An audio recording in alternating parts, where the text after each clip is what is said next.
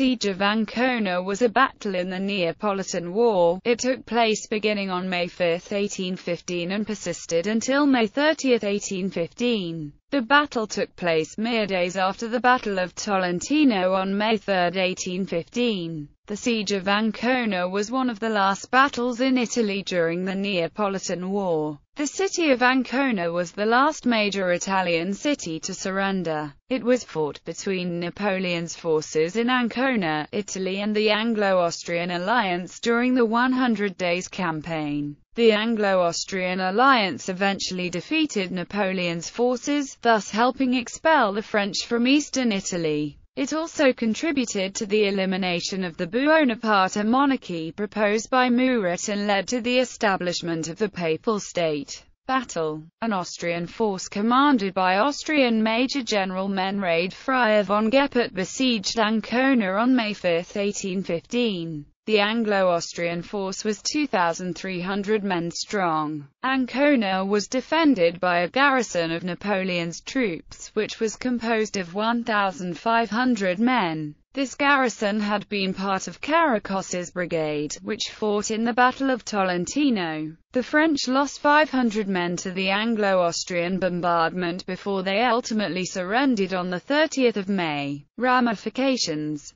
The Siege of Ancona cemented the loss of Napoleon's forces in Italy. Ancona was the last major Italian city to surrender to the Austrians, and the battle came shortly before the downfall of Napoleon at the Battle of Waterloo. As a result of the expulsion of the French, there arose a power vacuum in Italy. The Italians adamantly refused to support anyone who came in the name of Napoleon. Unification of Italy was Murat's ideal. Murat was an Italian prince who supported Napoleon's bid for power in Italy. As a result of anti-Napoleon sentiment, Murat's attempt to instate a Buonaparte monarchy even after the defeat of Napoleon failed to gain traction. His attempt to establish a monarchy in Italy was rejected, and the Buonaparte royalty was completely deposed by the English in Naples at the same time as the end of the siege on Ancona, the 30th of May, 1815. Murat had earlier been defeated in battle by the Austrians on May 3, 1815 at Tolentino. Unfortunately, this meant that the constitution he proposed before his defeat never took hold.